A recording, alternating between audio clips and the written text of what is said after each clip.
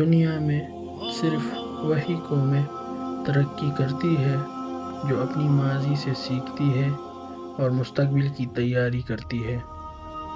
جو قومیں محنت سے جی چھڑاتی ہے وہ غلام بن جاتی ہے۔ زندگی میں کوئی انقلاب مستقل نہیں ہوتا، ہر انقلاب ایک نئے انقلاب کی بنیاد رکھتا ہے۔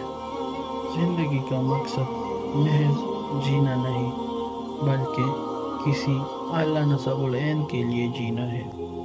جو شخص اپنی صلاحیتوں کو پہچان لے وہ دنیا میں کچھ بھی کر سکتا ہے۔ جب تک آدمی خوف میں مبتلا رہتا ہے اس کی شخصیت مکمل طور پر ابھر کر سامنے نہیں آتی۔ جو شخص اپنی ذات سے آگاہ نہیں وہ پوری دنیا سے بے خبر ہے۔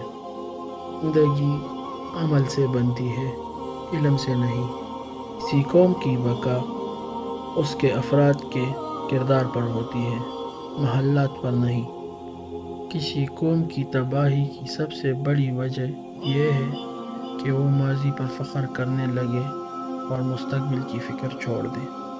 خوف زنجیر کی مانند ہے جو ہمت کو باندھ دیتی ہے۔ جو اپنے آپ کو بدل سکتا ہے وہی دنیا میں کچھ کر سکتا ہے۔ بات افراد سے نہیں اصولوں سے کرو، افراد تو بدلتے رہتے ہیں۔ اگر مقصد بلند ہو اور یقین کامل ہو تو کامیابی ضرور ملتی ہے۔